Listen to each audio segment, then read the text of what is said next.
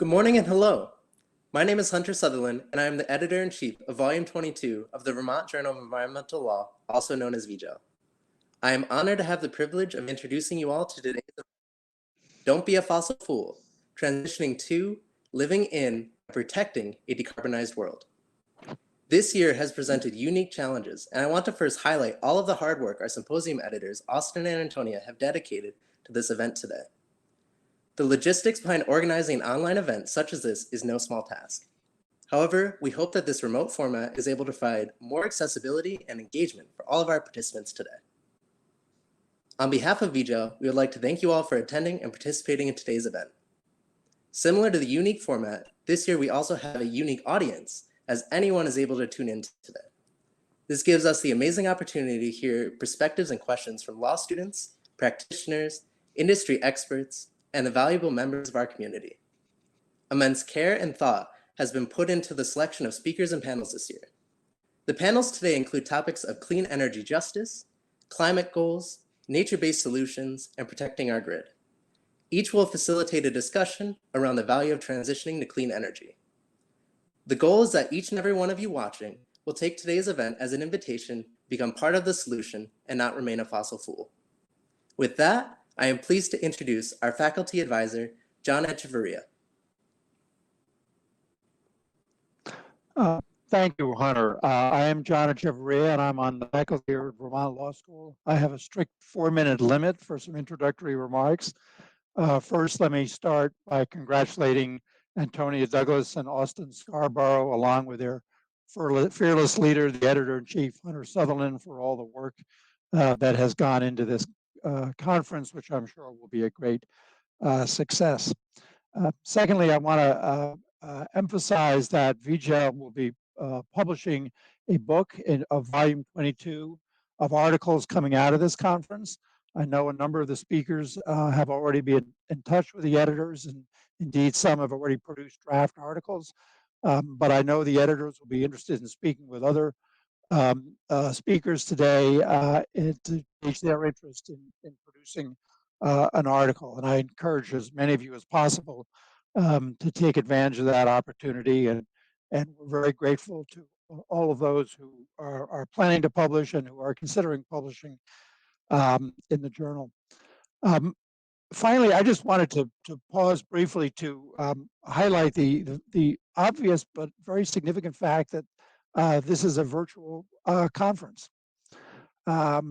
Many of us of a certain age participating in this conference have spent many years going to academic conferences and other conferences of various sorts across the United States and across the world.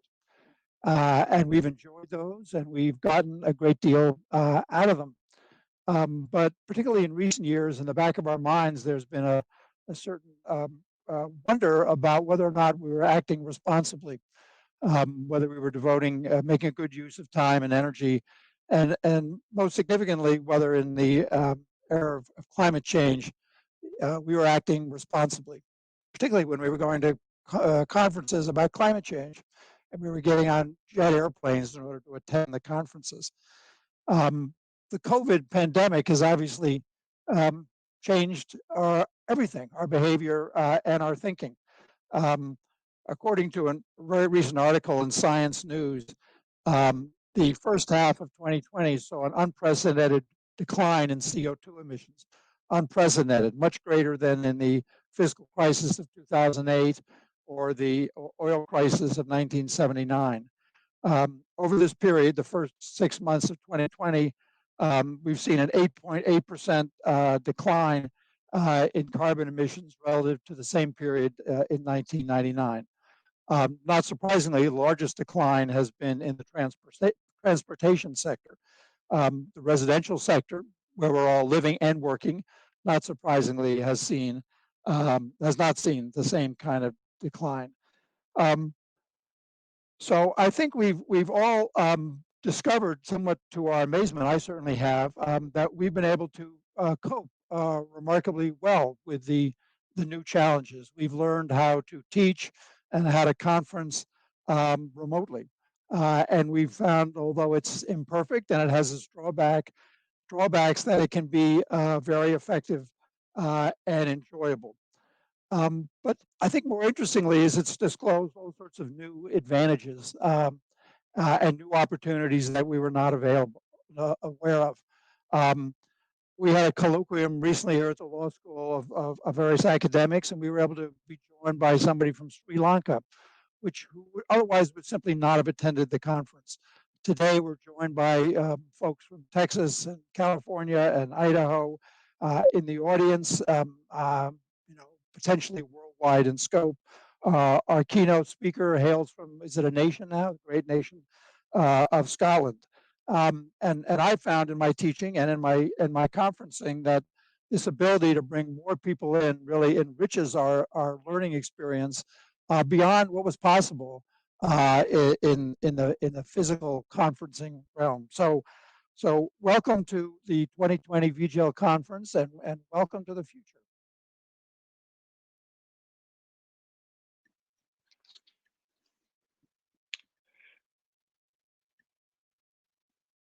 Good morning, everyone, and welcome to the Vermont Journal of Environmental Law's 2020 Symposium, Don't Be a Fossil Fool, Transitioning to Living in and Protecting a Decarbonized World.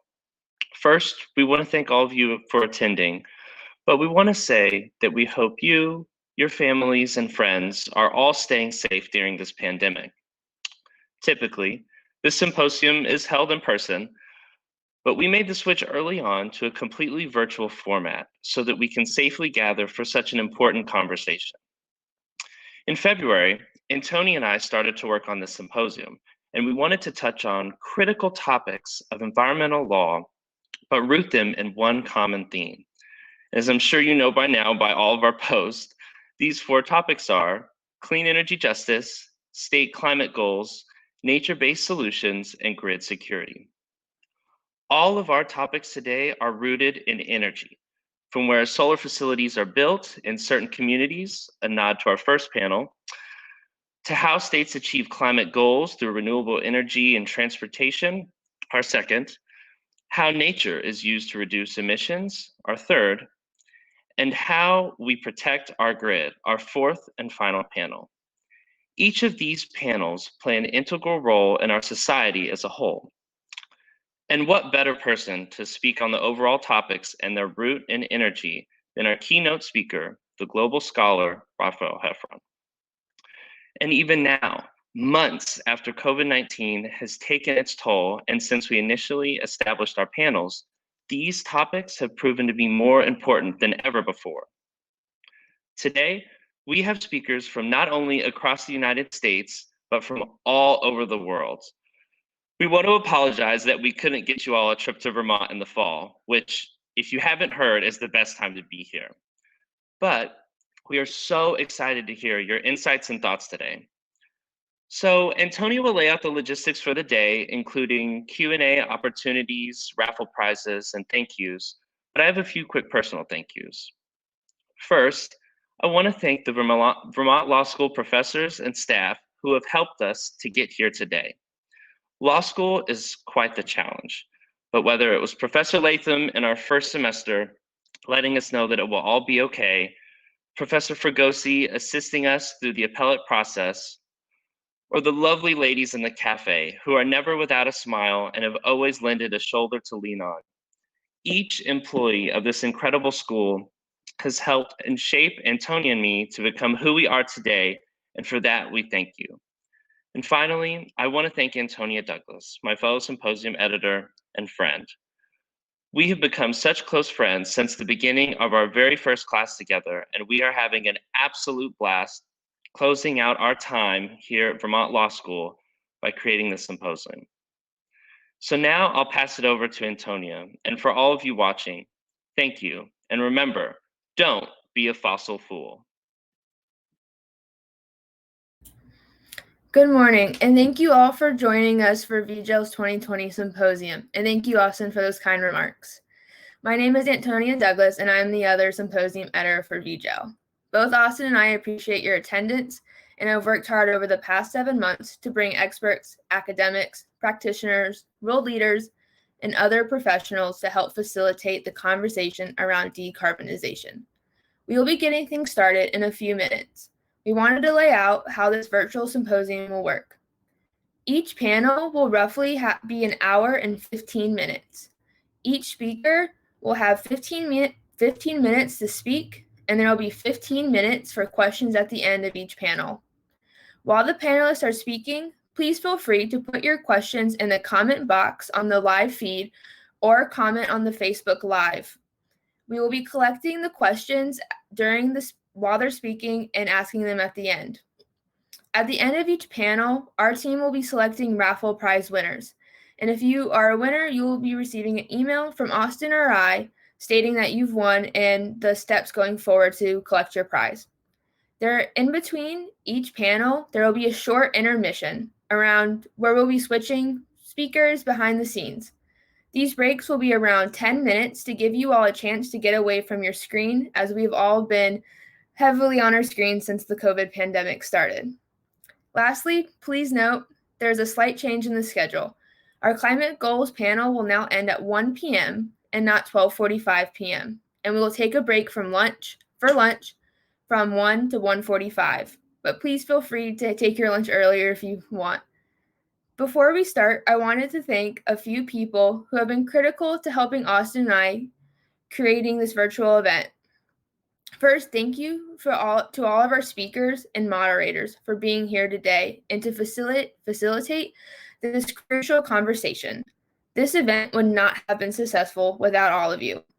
Second, thank you to our faculty advisor, John, and our editor-in-chief, Hunter, for your support and guidance throughout this process.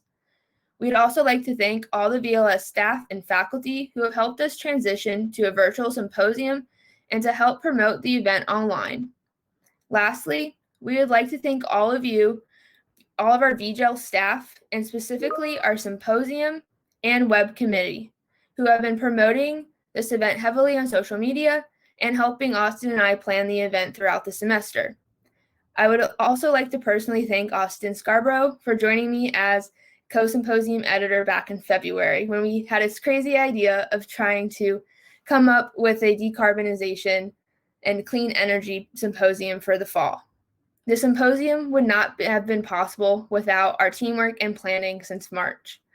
Now, let's get our first panel up and get the symposium started. We'll be back live to you around 9 a.m. with our first panel, The Clean Energy Justice.